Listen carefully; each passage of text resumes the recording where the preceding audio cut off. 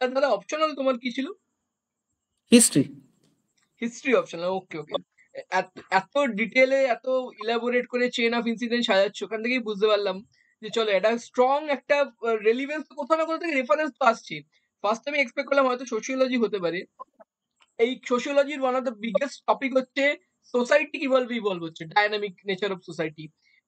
Past society থেকে একটা feedback mechanism নিয়ে আমাদের রিসেন্ট সোসাইটি তৈরি হচ্ছে, এখান থেকে ফিডব্যাক মেকানিজম নিয়ে আমাদের ফিউচার সোসাইটি তৈরি হবে।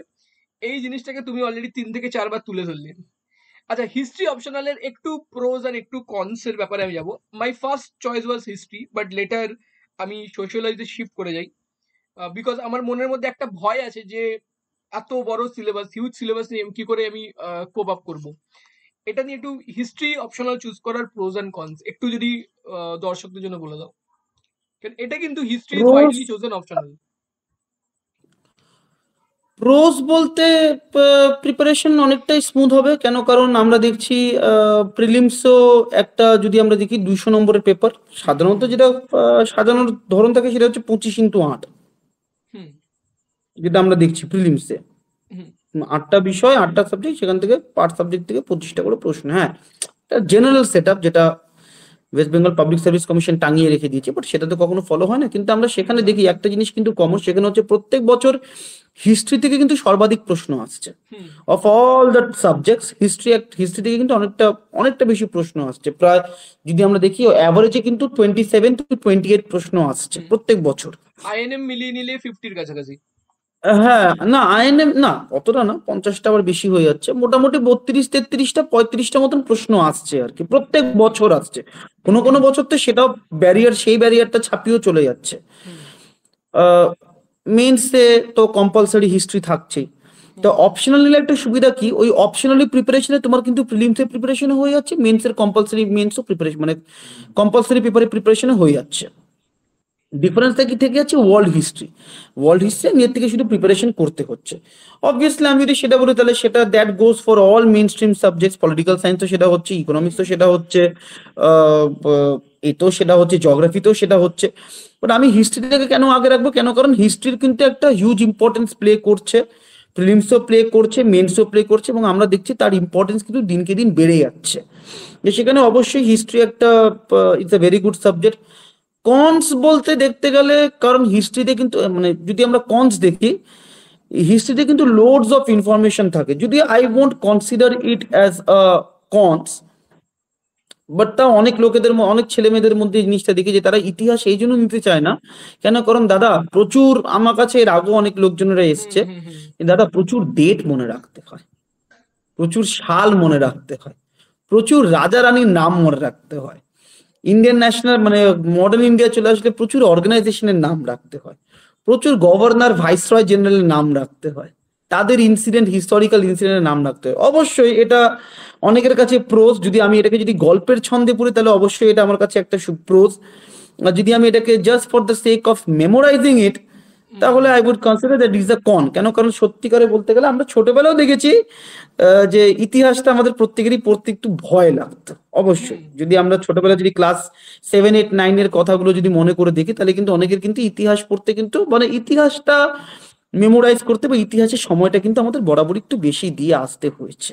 হ্যাঁ, এই সেখানে অবশ্যই একটা জিনিস নোটিস করেছি, আগে আমরা স্কুল টাইমে যখন ইতিহাস পড়তাম না, they didn't set up a story, they just gave us some data.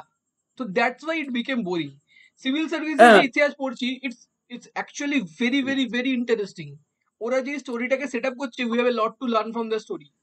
এটা আমি বিলিভ হ্যাঁ, করি। কারণ স্কুলে দেখো, স্কুলে যদি আমরা দেখি, দেখো ইনফরমেশন তো হিস্ট্রি কখনো চেঞ্জ হয় না, হিস্ট্রির ইনফরমেশন হচ্ছে হুম হুম স্ট্যাটিক।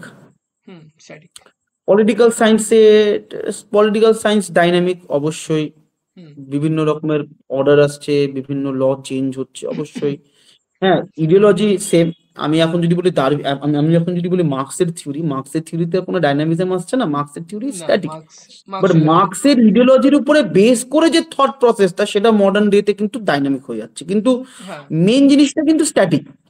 কিন্তু হিস্ট্রি পুরোটাই স্ট্যাটিক। হুম 1526-এ প্রথম পানিপথের যুদ্ধ হয়েছিল, মানে 1526-এ প্রথম পানিপথের যুদ্ধ হয়েছিল, সেটা কোনোভাবে 1527-এ যাবে না, 1525-এ হবে না। হ্যাঁ মানে 1200, মানে যদি আমি যদি এটা যদি বলি, যে মানে আমি যদি পরে যদি এটা বলি যে 1857 সালে ফার্স্ট ওয়ার অফ ইন্ডিপেন্ডেন্স হয়েছিল, মানে ফার্স্ট ওয়ার অফ ইন্ডিপেন্ডেন্স 1857 সালেই হয়েছিল, সেটা কোনোভাবে 1856 হবে না, 1858 হবে না। একটা স্ট্যাটিক, এদিক থেকে বলতে গেলে স্ট্যাটিক। একটা পলিটিক্যাল জোক মনে বললো, politicians always try to rewrite history according to এটা দেয়ার ওন প্রপাগান্ডা। হ্যাঁ, মানে এটা একটা দিক যে স্ট্যাটিক। হ্যাঁ, অবশ্যই লোডস অফ ইনফরমেশন যদি আমরা দেখি, যত এগোতে থাকে, সময় এগোতে থাকে, এনশিয়েন্ট থেকে মিডিয়েভাল, মিডিয়েভাল থেকে মডার্ন, তত বেশি লোডস অফ ইনফরমেশন, তত বেশি ডেট, তত বেশি ক্যারেক্টার, হিস্টোরিক্যাল ফিগার, তত বেশি হিস্টোরিক্যাল ইভেন্ট এগোতে থাকে। অবশ্যই এটা কারোর কাছে প্রোস, কারোর কাছে কনস। এবার যদি দেখি যে আরেকটা কনস, সেটা হচ্ছে অনেকে এই কথাটা বলে যে হিস্ট্রিতে মার্কস স্কোরিং না number, which is true to certain extent. অবশ্যই, কেন? কারণ হিস্ট্রিতে এত লোডস অফ ইনফরমেশন থাকে, সেটাকে আমি সার্কামসাইজ করে একদম ফিটিং টু মাই অ্যান্সার, যদি আমি অপশনাল বলি, ফিটিং টু দ্য অ্যান্সার যদি আমি করি, তাহলে সেটা কোয়াইট চ্যালেঞ্জিং। কারণ আমি যখন একটা প্রশ্ন যখন দেখছি, আমার সেখানে কিন্তু লোডস অফ ইনফরমেশন আছে। এখন যদি বলে কেউ যে briefly describe the progression of iqta system, হুম ইকতা ব্যবস্থা যেটা আছে আর কি, হুম ইলতুৎমিশ। তাহলে হ্যাঁ, তাহলে কিন্তু সেটা সেই শামসুদ্দিন ইলতুৎমিশের সময় থেকে শুরু হয়ে যাচ্ছে। ইকতা ব্যবস্থা কিন্তু হুম তখন শুরু হয়েছিল, হুম শেষ হচ্ছে সেই ফিরোজ শাহ তুগলকের আন্ডারে। হ্যাঁ তাহলে একটা কিন্তু হিউজ কোর্স কিন্তু ট্রাভেল করেছে। তা এটাকে যদি এখন যদি কেউ বলে যে বাবা 20 নম্বরে নামাও, আমার কাছে যে ইনফরমেশন আছে আমি তো 40 নম্বরে লিখবো, কিন্তু সেটাকে আমি হুম সার্কামসাইজ করে 20 নম্বরে, দ্যাট ইজ কোয়াইট চ্যালেঞ্জিং। কিন্তু আবার এটা অনেকের কাছে কনস, আবার এটা অনেকের কাছে প্রোস। প্রোস কি করে? প্রোজ বলতে, যদি আমার রাইটিং প্র্যাকটিস থাকে, যেটা আমি করতাম, হুম আমি প্রত্যেকদিন লিখতাম। রাত্রেবেলা যখন খাওয়া দাওয়া করে সবাই ঘুমিয়ে পড়তো, I had this habit of writing at least one answer, sometimes two answer if my time permits.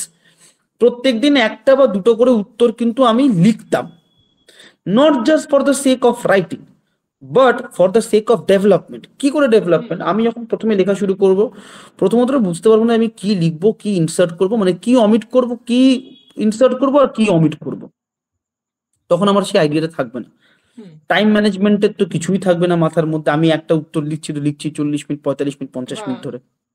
হ্যাঁ, কিন্তু এবার যখন সেই জিনিসটা আস্তে আস্তে ক্রমাগত যখন সময় বাড়তে থাকবে, আর আমার যখন এই হ্যাবিটটা আমি যখন প্রত্যেকদিন যখন করব, প্রত্যেকদিন যখন আমি যখন লিখবো, তখন আমার মাথার মধ্যে কিন্তু আমি লিখতে লিখতে কিন্তু আমার মধ্যে একটা হ্যাবিট চলে আসবে যে না, এই প্রশ্নটাকে, মানে আমি যখন একটা প্রশ্ন দেখছি, how should I address it বা how am I going to address it, hmm এটা কিন্তু রাইটিং প্র্যাকটিসের সাথে আসে। যে আমাকে ওই 20 নম্বরের মধ্যে, 15 মিনিট সময়ের মধ্যে আমাকে 20 নম্বরের হুম প্রশ্নটা সঠিক পয়েন্ট দিয়ে, নট কোয়ান্টিটেটিভ বাট কোয়ালিটেটিভ লিখে। কারণ হিস্ট্রি অপশনে মনে হয় লোকেরা মনে করে আরে বাবা তোমাদেরকে তো পৃষ্ঠাকে পৃষ্ঠা লিখতে হয় না। আমি চাইলে একটা 20 নম্বরের অ্যান্সারকে আমি 1.5 পৃষ্ঠাতে নামাতে পারি। আমি মনে করলে একটা 20 নম্বরের অ্যান্সার আমি 3 পৃষ্ঠাতে নামাতে পারি। হুম It's not about quantity. The person who is checking my copy, the examiner, is not going to see how much pages I ran through, but what they are looking for is data. what quality am I putting in it. ওকে আর ওকে। এটা তখনই develop হবে and within a restricted time frame. এটা হুম একটা বড় সমস্যা, অনেক, এটা একটা বড় কনস, অনেকে এটা বলে। এবং অনেকে আমি দেখেছি এটা করতে, পেপার 1টা শেষ করতে পারে না। পেপার 1-এ 12খানা প্রশ্ন থাকে, হ্যাঁ পেপার 1 শেষ হতে পারছে না 3 ঘন্টায় অনেকের। তাহলে এটা এই ল্যাকলাস্টারটা কোথা থেকে আসছে? এই ল্যাকলাস্টারটা হচ্ছে lack lack of of writing. Preparation, lack of preparation. না, ল্যাক অফ প্রিপারেশন না। আমি মানে মেন্স অপশনাল ওই পরীক্ষা দিতে যাচ্ছি, এটা কখনোই আমি বলতে পারবো না যে তার প্রিপারেশন স্ট্রং না। ওই না হলে প্রিপারেশন এত মানে লক্ষ এই লক্ষ ছেলে প্রিপারেশন। মেয়েদেরকে পেরিয়ে নিয়ে এসে আমি মেন্সে পরীক্ষা দিতে হ্যাঁ হ্যাঁ, বসছি, প্রিপারেশনে কিন্তু অভাব নেই প্রিপারেশন আমার। মানে আমি writing lack writing of skill, practice, আমি হ্যাঁ, ওটাকে ল্যাক অফ প্রিপারেশনের মধ্যে প্র্যাকটিস, ধরছি। হ্যাঁ, আচ্ছা ল্যাক অফ প্র্যাকটিস। ইন্দ্রনীলা, একটা রিকোয়েস্ট থাকবে, তুমি যেই প্র্যাকটিসটা করতে বা অ্যান্সার রাইটিংটা, একটা যদি সিঙ্গেল অ্যান্সারের একটা পিডিএফ তুমি যদি দিয়ে দাও, আমি কমিউনিটিতে পোস্ট করতে পারি, অনেকের হেল্প হবে। অ্যান্ড অ্যাট লার্জ তুমি যদি তোমার অরিজিনাল অ্যান্সার শিট তুমি যদি আরটিআই করে বার করতে পারো, খুবই ভালো হবে। আমি অলরেডি আমার চ্যানেলে ইংলিশ ডেসক্রিপটিভের অনেক পেপার আমি রিভিউ করেছি, অরিজিনাল পিএসসি থেকে দেওয়া অ্যান্সার শিট। আমরা দেখেছি বিভিন্ন জায়গায় কিভাবে মার্কস কাটা হয়, কোন জিনিসের জন্য মার্কস ভালো দেওয়া হয়, we do not need to write a lot of things, we do not need to write in ornamental English, basic ইংলিশে লিখলেও নম্বর পাওয়া যায়। এই অনেক জিনিসগুলো কিন্তু আমি অডিয়েন্সের সামনে তুলে ধরেছি এর আগেও, যে পিএসসি কিভাবে দেখছে, কি পিএসসি কিভাবে ইভ্যালুয়েট করছে। তো যদি তোমার দিক থেকে এটা পাওয়া যায়, we will be very much helpful. আমি চেষ্টা করব, অলদো আই ক্যানট অ্যাসিওর, আমি দেখি, আমি চেষ্টা করব। ওকে ওকে আমি বাড়িতে গেলে, কারণ আমার কাছে হিস্ট্রি অপশনালের খাতাটা আমি নিয়ে আসিনি, আমি বাকি বই খাতাগুলো নিয়ে এসেছি, আমি হিস্ট্রি অপশনালের খাতাটা নিয়ে আসিনি। কারণ হিস্ট্রি অপশনালটা কি হতো, আমি তো আর ওরকম কোনো মানে আমি তো ওরকম মানে দেখে দেখে লিখতাম না, মানে আমি র্যান্ডম লিখতাম আর কি। হুম হুম মানে আমি যা পেতাম তাই লিখতাম আর কি। আমি যদি প্রথম দিকের লেখাগুলো যদি আমি আমি নেই আমার কাছে, আমি যদি প্রথম হুম দিকের লেখাগুলো দেখাতে পারি, মানে খুবই, মানে দেখেই বোঝা যাচ্ছে যে একটা নোভিস লিখতে বসেছে, একটা নুব হ্যাঁ লিখতে বসেছে, একটা অ্যামেচার লিখতে বসেছে, দেখেই মনে হবে কোনো লেখার কোনো ছন্দ নেই, কোথার থেকে কি পয়েন্ট ঢুকিয়ে দিচ্ছে। অ্যাজ দ্য ডে প্রগ্রেসেস, 3 মাস 4 মাস 5 মাস বাদে, তখন একটা লেখার মধ্যে মানে আমি যদি কোনদিন যদি খাতাটা দেখাতে পারি, কখনো if I try to meet you in person, আমি তাই তোমাকে হুম দেখাতে পারবো যে আমার লেখাটা কি ছিল, আর with the progression of time সে আমার লেখার কোয়ালিটির মধ্যে কি চেঞ্জ এসছে। এইটাই হচ্ছে ডেভেলপমেন্ট, এইটা তোমাকে একটা জার্নি শেখাবে। এটা সিরিয়াস মানে ক্যান্ডিডেট যে হবে, স্পাইরাল অফ প্রোগ্রেস যেটাকে আমরা বলি, স্পাইরাল। আমরা হ্যাঁ বারবার হ্যাঁ, মনে হবে স্পাইরাল অফ একই প্রগ্রেস। জায়গাতেই ফিরে আসছি, কিন্তু আমরা আস্তে আস্তে ডেভেলপ করছি। আচ্ছা, দুটো জিনিস মিস করে গেলাম হিস্ট্রি অপশনালের জন্য। প্রিভিয়াস ইয়ার কোয়েশ্চেন রিপিটেশন কি হয়, নাম্বার 1 কোয়েশ্চেন। আর number 2, any suggestion of YouTube channel যারা ডেসক্রিপটিভ রাইটিংটাকে শেখায়, মানে প্রেফারেবলি ইউপিএসসির অনেক চ্যানেল শেখায় এগুলো। তো আপনি যদি কোনো একটা, তুমি যদি কোনো একটা নাম বলে দাও। আহ, প্রথম প্রশ্নটা কি বললে? পিওয়াইকিউ রিপিটেশন অপশনালে হ্যাঁ, হয় এমবিবিসিএস হয়। হয় মানে 2022-এ আমি পেয়েছি, 2019-20 আর 2021-এ, যদি আমি 2021-এ আমি এবি দিইনি, 2019 আমি পেপার কালেক্ট করেছিলাম, 2019-20 21-এর কিন্তু অনেক প্রশ্ন কিন্তু 2022-এ কিন্তু রিপিট হয়েছে, একদম হুবহু রিপিট হয়েছে। মানে রিপিট পার্সেন্টেজ, হয়, এমন পার্সেন্টেজ কিছু। পার্সেন্টেজ থাকে মোটামুটি একটা 30-35%, 40% থাকে, যদি ওকে। এখন সেটা পার্সেন্টেজ আরো কমে যাচ্ছে, বাট থাকে, রিপিটেশন হ্যাঁ। থাকে। মানে আমি যদি যদি দেখি যে পেপার 1-এ আমার ইন টোটাল 12খানা প্রশ্ন থাকে, পার্ট এ আর পার্ট বি মিলিয়ে ছটা ছটা 12খানা প্রশ্ন থাকে। তো সেখানে যদি আমি দেখি তাহলে 3-4টে প্রশ্ন কিন্তু রিপিটেশন পাই আমি। ওকে, নাইস নাইস। তা রিপিট হয়। হুম। হ্যাঁ, ভাষা আলাদা থাকে, অবশ্যই ভাষা হয়তো, কারণ একদম তো হুবহু বসিয়ে দেওয়া যায় না, একদম স্ট্রাকচার ভাষা হয়তো স্ট্রাকচার আলাদা ডিফারেন্স থাকে, হয়। কিন্তু রিপিট মানে মোটামুটি ওই থিঙ্কিংটা কিন্তু সেম। আর সেকেন্ড কোশ্চেনটা কি বললে? কিছু সাজেস্টিভ কিছু চ্যানেল, চ্যানেল। সাজেস্টিভ চ্যানেল তো বলতে গেলে, সত্যি কথা বলতে গেলে, আমি তো সেরকম কোনো চ্যানেল দেখিনি, মানে মানে ফর মাই রাইটিং আর কি, ফর মাই অপশনাল রাইটিং আমি সেরকম কোনো চ্যানেল ফলো করিনি। বাট আই হ্যাভ হার্ড যে ওই আন একাডেমির যে চ্যানেলটা আছে বাংলার, হুম। আর ওই ফিজিক্স ওয়াল্লা যে একটা আছে না, পিডব্লিউ যেটা আছে না, ফিজিক্স ওয়াল্লা যেখানে ডব্লিউবিপিএসসি যে, ওয়ালা। হ্যাঁ হ্যাঁ হ্যাঁ হ্যাঁ হ্যাঁ, হুম ফিজিক্স ওয়াল্লা যে একটা আছে না, হুম। ফিজিক্স ওয়াল্লাতে হয়তো, although I have heard it, I am not sure about it. Okay okay okay. হ্যাঁ, আন একাডেমির যেটা একটা একটা আছে সেটা, আর ফিজিক্স ওয়াল্লার যেটা আছে যে, ওইখানে ডেসক্রিপটিভ রাইটিং হয় শুনেছি, though I am none to verify, though okay. I myself have not verified about it. আচ্ছা আচ্ছা আচ্ছা। আর যেহেতু এই কারণ এই আমি এই রাইটিং প্র্যাকটিসটা নিজের থেকেই করেছি, আমি এটা কোনো চ্যানেল থেকে করিনি। আমি কি করতাম, আমি ওই যেহেতু আমি বললাম যে আমি একটা ইনস্টিটিউশনে পড়তাম, although I don't want to name, I don't want to name হ্যাঁ, the X Y institution. Z, X Y Z institution. হ্যাঁ, এক্স ওয়াই জেড ইনস্টিটিউশন, হ্যাঁ, let's call it X Y Z institution. তা আমি প্রশ্নগুলো লিখতাম, আমিও PYQ দেখতাম, আমি পিওয়াই মানে 2016, 17, 18, আমি আবার হ্যাবক কিছু 2010, 11-তে যেতাম না, আমি 3-4 বছর আগে দেখতাম, 2016, 17 থেকে দেখা শুরু করতাম, সেখানে প্রশ্নগুলো আমি লিখতাম, আমার একটা রাফ খাতা ছিল আর কি, ওখানে লিখে আমি টিচারকে দিয়ে চেক করাতাম।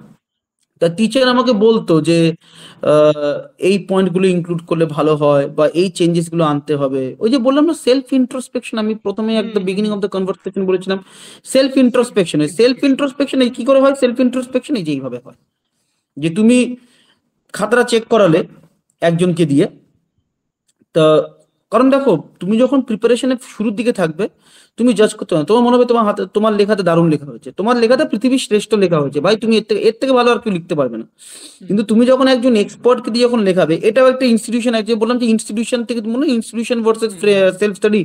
ইনস্টিটিউশনে এই একটা প্রোজ আছে, ওই যে বললাম এক্সপার্ট গাইডেন্স দেবে তোমাকে, এইভাবে এক্সপার্ট গাইডেন্স দেয়। যে আমি লিখতাম, লিখে আমি একজন টিচারকে দিয়ে দেখাতাম, যে একজন অপশনাল টিচার বা কোনো একজন ওয়েল রেপুটেড কোনো হিস্ট্রি টিচারকে দেখাতাম আমি, সে চেক করতো, চেক করে বলতো যে কোন কোন এই পয়েন্টগুলো আরো হয়তো যোগ করতে হবে, কোনটা অমিট করতে হবে, কোনটা অ্যাডিশন করতে হবে, বা ফ্লো অফ রাইটিংটা কিরকম হবে, কিরকম করে স্টার্ট করবে, বডি কেমন হবে, কনক্লুশন কেমন হবে, এই জিনিসগুলো কি করে হবে, এটা কিন্তু তোমাকে করে দিচ্ছে। এটা কিন্তু আমি রোজ চেক কর, মানে মোটামুটি যে কদিন আমি প্রশ্নগুলো লিখতাম আর কি, একটা দুটো করে, সেগুলো আমি চেক করাতাম। তো এরকম এবার I use to work on it, এভাবে ডেভেলপ হয়েছে। মানে আমি এই থট প্রসেসটা ফলো করেছি, আমি এরকম কোনো ইউটিউব চ্যানেল বা এরকম কোনো কিছু ফলো করিনি। না, আমি আমার ওকে অপশনাল ফ্লোটা এভাবেই ছিল। মানে you started from scratch and rather kept developing হ্যাঁ, হ্যাঁ, হ্যাঁ, যদি বলতে চাও in one word, started from scratch and then from kept on scratch develop. ওই যে স্পাইরাল, যেটা বললে স্পাইরাল ডেভেলপমেন্ট। হ্যাঁ স্পাইরাল মডেল অফ ডেভেলপমেন্ট আচ্ছা এই হুম। ভিডিওর আমাদের কনভারসেশনে এই পার্টটাকে একটা সেপারেট আমি ভিডিও বানাবো স্পেশালি যারা হিস্ট্রি অপশনালকে অ্যাসপায়ার করছে তাদের জন্য একটা ছোট্ট ইনফরমেশন যেটা আমি জানি শেয়ার করব এটা হচ্ছে ইউপিএসসি তে এরকম অনেক কন্টেন্ট অ্যাভেলেবেল যেখানে টপাররা নিজেদের মক টেস্টের পিডিএফ গুলো বিভিন্ন কোচিং ইনস্টিটিউটের ওয়েবসাইটে পাওয়া যায় সেটা ডাউনলোড করে দেখা এই কোশ্চেনের জন্য ওরা কি লিখেছে কিভাবে শুরু করেছে এটা ইন্ট্রোডাকশন একটা বাবেল বানালো বাবেল বানিয়ে তিনটা অপশন দিয়ে দিল তারপরে সেগুলোর উপর ডেভেলপ করলো কনক্লুশন দিল কন্টেম্পোরারি রেলিভেন্স অ্যাড করলো বিভিন্ন জিনিস এবং ইউটিউবে যদি সার্চ করা যায় UPSC GS two answer writing সেখানে কিন্তু অনেক টিচাররা শেখায় মানে all this content are available free of cost এবং আমার মনে হয় ডাব্লিউবিসিএস এর অ্যান্সার রাইটিং এর জন্য এটা খুবই হেল্পফুল হতে পারে যারা নতুন অবশ্যই, অ্যাসপিরেন্ট অবশ্যই, অবশ্যই, হিস্ট্রি অপশনাল অবশ্যই। যারা নিতে চাইছো তারা এই জিনিসটা নিশ্চয়ই ফলো করবে বিকজ অ্যান্সার রাইটিং এর টেকনিক ইজ ভেরি ইম্পর্টেন্ট কারণ এত মানে ওয়ান সিঙ্গেল লাইনের কোয়েশ্চেন 40 নম্বর বা 20 নম্বর লিখতে হবে so you need to know how less to write and how more to write ঠিক আছে মানে না, less to write, more to write না, what quality am I putting it. আমি একদম বললাম একদম it's optional, when it comes to optional, any hmm subject optional, pick any optional, be it history, I'm not just talking about my subject. Obviously আমি আমার সাবজেক্টের কথা বলবো, কেন কি আমি সেটা নিয়ে পড়াশোনা করেছি, আমি তো বাকি সাবজেক্টগুলো জানি না। But hmm generally speaking, no matter what optional you take, be it anthropology, be it sociology, be it psychology, be it history, be it geography, political science, blah blah blah blah, যে কোনো optional তুমি নিতে পারো।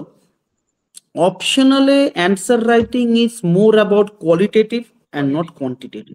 This is the universal, এটাকে তুমি চিরসত্য বলতে পারো। একদম ইউনিভার্সাল ট্রুথ ইউনিভার্সাল ট্রুথ এটা, it's and not time quantitative, it's qualitative. আমাকে একটা জিনিস মাথায় রাখতে হবে, আমি এই পরীক্ষা দিয়ে চাকরি পাবো, হুম আমি এই পরীক্ষা দিয়ে কিন্তু আমি স্কুলে বা কলেজে কিন্তু আমি কিন্তু ফার্স্ট ক্লাস বা আমি ওখানে টপার হচ্ছি না। ইটস নট হ্যাঁ school writing. True Major difference between school writing and competitive exam writing is nothing but the aspect. আমি যখন স্কুলে যাচ্ছি, যদি আমরা দেখি স্কুলে, যদি ছোটবেলার দিনগুলো যদি মনে পড়ে, হাতগুলো কিভাবে ফুলেছিল আমাদের লিখতে লিখতে, ইটস অল অ্যাবাউট কোয়ান্টিটি। 20 নম্বরের মানে 4 পৃষ্ঠা 5 পৃষ্ঠা ধরে লেখো। If you can remember those old days, হাতগুলো was ব্যথায় হতে ট্যাপ খেয়ে was যেত not হাতগুলো। was not much of a studious person to be very honest না মানে, হ্যাঁ মানে এটা তো আমরা প্রত্যেকেই দেখেছি আর কি। একটা তো পড়াকু বন্ধ, একটা তো পড়াকু ছেলে থাকতোই, যে হ্যাঁ মানে ঠিক ঠিক পৃষ্ঠাকে মাই পৃষ্ঠা ম্যাম এক্সট্রা শিট মাই করে লিখেই যেত, দিন রাত লিখে যেত সে আর কি। মাই 20 নম্বরের প্রশ্ন 4 পৃষ্ঠা লিখে দিচ্ছে, কিন্তু চাকরির পরীক্ষাতে তোমাকে 20 নম্বরের পেপারে 20 নম্বরের প্রশ্নের জন্য 4 পৃষ্ঠা ধরে লিখলে ভাই, তুমি তাহলে আর চাকরি পেতে হবে না তোমাকে, তুমি 20 নম্বরে 10 পেয়ে খুশি থাকো তাহলে। It's all about quality and not about quantity. UPSC তে আরো বেশি রেস্ট্রিক্টেড। ইউপিএসসি তো মনে হয়, আমি যদি খুব ভুল না হয়ে থাকি, মনে হয় 4 কোণার মতন থাকে, নিচে ওদের একদম একটা অ্যান্সারের জায়গা নিচে একটা দাগ রেস্ট্রিক্টেড দিয়ে রাখে। হ্যাঁ, জায়গা রেস্ট্রিক্টেড, নিচে চলে গেলে মনে হয় টু সার্টেন ওয়ার্ডস মনে হয় লিমিট করে, তারপরে মনে হয় পর ওয়ার্ডের জন্য মনে হয় 0.1 না 0.2 করে কাটতে থাকে, if I true am true not true wrong. True হ্যাঁ। একদমই ঠিক একদমই ঠিক অ্যান্ড টাইম বাউন্ডেশনটা ভেরি ইম্পর্টেন্ট।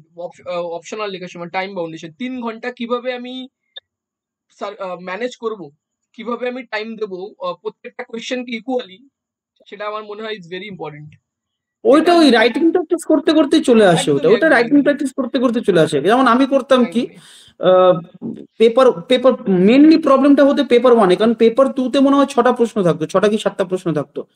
30 নম্বরে দুটো, 40 নম্বরে একটা, তাহলে 40 আর 30-এ 60, 60 70, 70 আর 30 হচ্ছে 100, তা 40, 100 নম্বর এখানে, 100 নম্বর এখানে, তাহলে 3 6টা প্রশ্ন, তাহলে 6টা প্রশ্ন 3 ঘন্টা নামানো তো তো কোনো ব্যাপারই না। এক একটা প্রশ্নের পিছনে আমি 30 মিনিট সময় দিলে আমার চলে যাবে, কোনো ব্যাপার না। কিন্তু বিষয়টা হচ্ছে চ্যালেঞ্জ হয়ে যায় পেপার ওয়ানে নামানো, কারণ পেপার পেপার ওয়ানে 10 ইয়েস ইয়েস। নম্বরে থাকতো 3টে প্রশ্ন, 20 নম্বরে থাকতো একটা প্রশ্ন।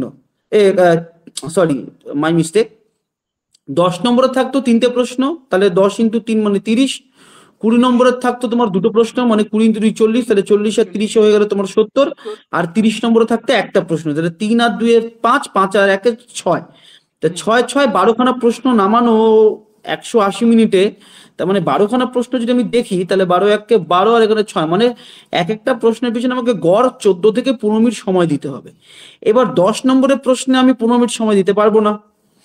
আবার 30 নম্বরের প্রশ্নে শুধু 15 মিনিট সময় দিলে হবে না, তাহলে আমাকে কম্প্রোমাইজ 10 নম্বরের প্রশ্নগুলোতে করতে হবে, আমাকে সেটা 7 থেকে 8 মিনিটে নামাতে হবে। তাহলে এই যে 7 থেকে 8 মিনিটে যে প্রশ্নগুলো নামাচ্ছি, তাহলে আমি যদি এখানে যদি গড়ে আমি যদি 3 মিনিটও যদি সেভ করি, 3 মিনিট বা 4 মিনিট করে যদি সেভ করি, তাহলে সেটা আমি 20 নম্বরের প্রশ্নে বা 30 নম্বরের প্রশ্নে আমি সময়টা দিতে পারবো। তাহলে এইটা হচ্ছে টাইম ম্যানেজমেন্ট। এটা আমার ব্রেনে তখনই ক্লিক করবে যখন আমি রাইটিং প্র্যাকটিসটা করবো, যে একদমই 10 একদমই। নম্বরের প্রশ্নের পিছনে আমাকে আমি বড় জোর টাইম দিতে পারবো, কারণ গড় হচ্ছে আমার 14 থেকে 15 মিনিট। হুম 180কে 12 দিয়ে ভাগ করলে আসে 15, হুম একদম পরিষ্কার হিসেব।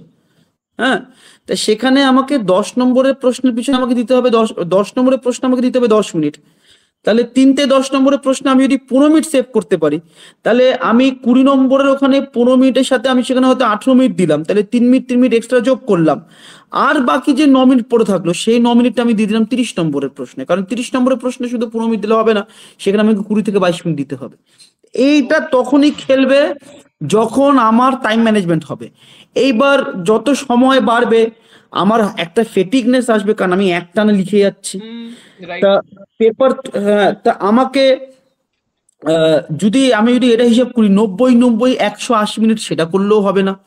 কারণ 90 90, কারণ আমার পেপার পার্ট বি যখন লিখতে বসবো, আমাদের যে হিস্ট্রি পেপারটা হয়, পার্ট এ আর পার্ট বি থাকে। পার্ট এ তে থাকে এনশিয়েন্ট হিস্ট্রি, পার্ট বি তে থাকে হচ্ছে মিডিয়েবল হিস্ট্রি। তা এবার পার্ট এ তে আমার থাকে 6টা প্রশ্ন, মানে এনশিয়েন্ট হিস্ট্রিতে থাকে আমার 6টা প্রশ্ন, আর মিডিয়েবল হিস্ট্রিতে থাকে হচ্ছে আমার 6টা প্রশ্ন, 6 + 6 হচ্ছে 12। এবার আমি যদি দেখি 180 মিনিটকে আমি যদি পাতি হাফ করে দিই, তাহলে 90 মিনিট 90 মিনিট। এবার আমাকে একটা জিনিস মাথায় রাখতে হবে, এনশিয়েন্ট লেখার পরে আমাকে একটু ওয়াশরুমে টাইম দিতে হবে, হুম জলে টাইম দিতে হবে। হুম। তারপরে ওরা আবার এই প্রেজেন্ট অ্যাবসেন্ট মার্ক করতে আসে, গোল ওগুলো, একদমই গোল। ওইগুলোতে আমার 2-5 মিনিট সময় যায় ওগুলোতে আমার। হুম তা হুম। আমাকে এগুলো ক্যালকুলেশন করে যেতে হবে। তার মানে কি দাঁড়াচ্ছে, তার মানে আমি কিন্তু পার্ট এ তে আমি কিন্তু 90 মিনিট সময় দিতে পারবো না।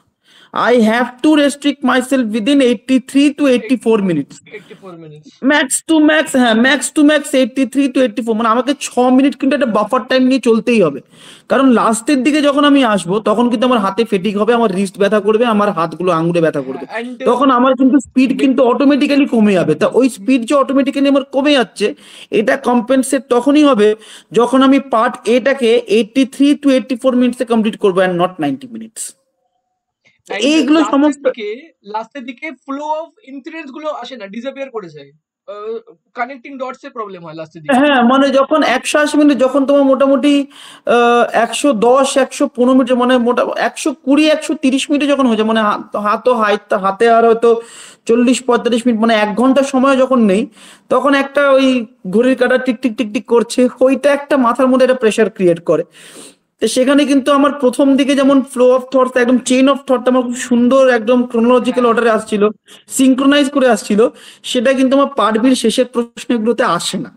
তা আমাকে, কারণ ওই ঘড়ির প্রেশার, হুম এবার ট্রু সেটাকে একদমই মানে ট্রু। তার জন্য আমাকে কিছু, ওই যে বললাম, এই সমস্ত মিলিয়ে আমাকে কিন্তু একটা কিন্তু আহ, একটা মানে পরীক্ষা হলে বসার আগেই আমাকে এটা করতে হবে যে আমাকে পার্ট এটাকে 83 to 84 মিনিটসে কমপ্লিট করতে হবে।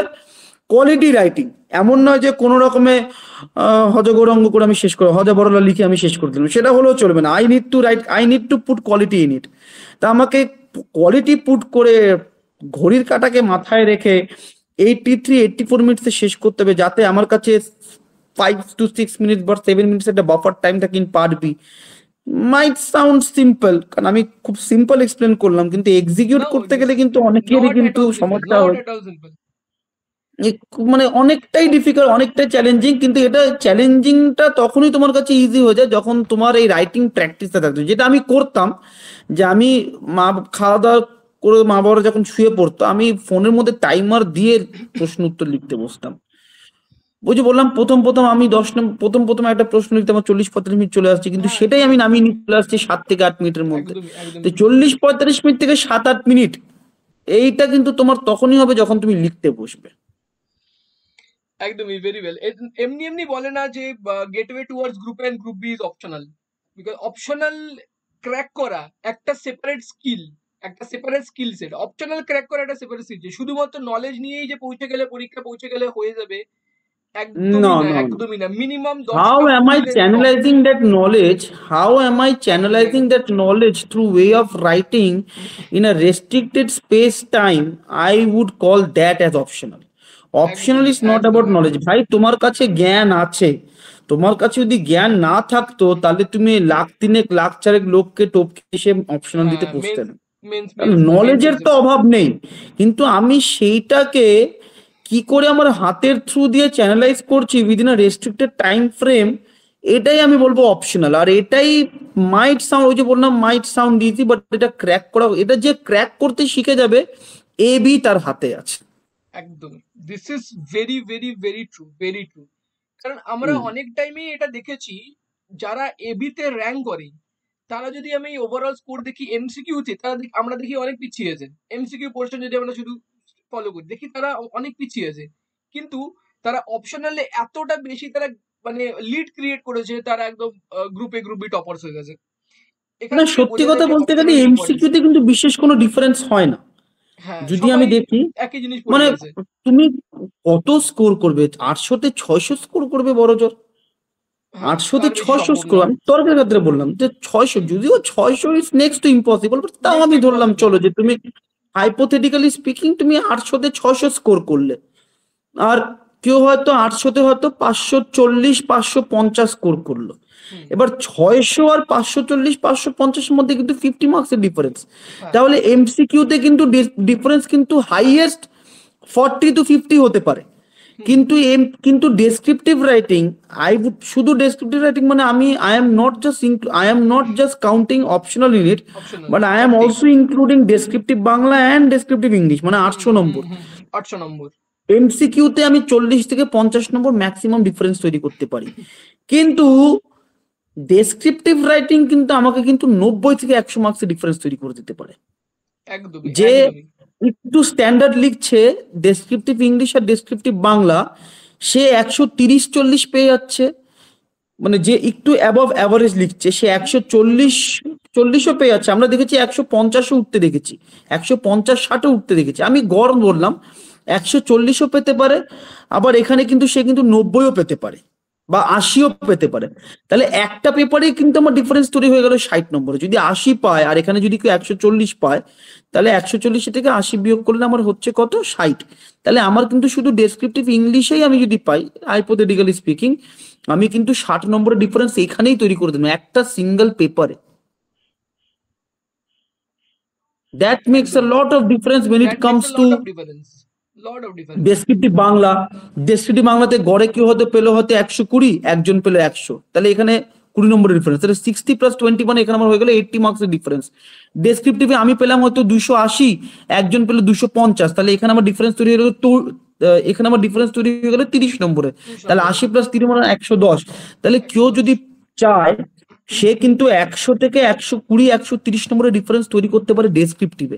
সেটা কিন্তু একদমই একদমই কখনোই কখনোই সেটা আমার অবজেক্টিভে কিন্তু এই ডিফারেন্সটা কিন্তু অ্যাটেন্ড করা কিন্তু সহজ না। একদমই। অনেকেই ডেসক্রিপটিভকে ইকুয়ালি টাইম দেয় না। আমার মনে হয় ফিফটি না, ফিফটি টাইম দেয় না। দেওয়া উচিত, ফিফটি ফিফটি ইকুয়ালি কি টাইম দেওয়া উচিত। সেইটা, ইকুয়ালি কি আমি কোয়ার্টার টাইম আমি অনেককে দেখতে দেখি না। অনেককে আমি এটাও দেখেছি তারা কোয়ার্টার টাইমও দেয় না, 50-50 তো অনেক দূরের ব্যাপার, কোয়ার্টার টাইমও দেয় না, কিন্তু এটা ওরা বুঝতে পারে না এ বি তে ডিফারেন্সটা আনেই হচ্ছে ডেসক্রিপটিভ রাইটিং। আমি এটা এক্স্যাক্টলি, অনেক একদম একদম। অনেকজনকে এই কথাটা বলেছি। আমি এর আগেও কয়েকটা বেশ কিছু চ্যানেলে আমি ইন্টারভিউ দিয়েছি, সেখানে আমি কিন্তু একটা কথা বারবার করে বলেছি যে ডিফারেন্স কিন্তু তৈরি করে ডেসক্রিপটিভ রাইটিং। সাবজেক্টিভ যে পার্টটা আছে সেটা, অবজেক্টিভ যে পার্টটা আছে সেটা কখনোই হিউজ ডিফারেন্স তৈরি করতে পারে না। ম্যাক্সিমাম 40 to 50 মার্কস, তার বেশি কিন্তু ডিফারেন্স করতে পারবে না। এরকম একদম। কখনোই হতে পারে না 440 আর 600, কখনোই হতে পারে না। 440 যে পাচ্ছে সে কম্পিটিশনের মধ্যে নেই, সে কম্পিটিশনের বাইরে। হুম। ডিফারেন্সটা তৈরি হবে ইদার ওই 520 থেকে 550, নহলে 530 থেকে 560, নহলে 540 থেকে 580, আর নহলে বললাম 550 থেকে 600। হুম। মানে একজন 550 পাচ্ছে, একজন 600 পাচ্ছে, হাইপোথেটিক্যালি স্পিকিং।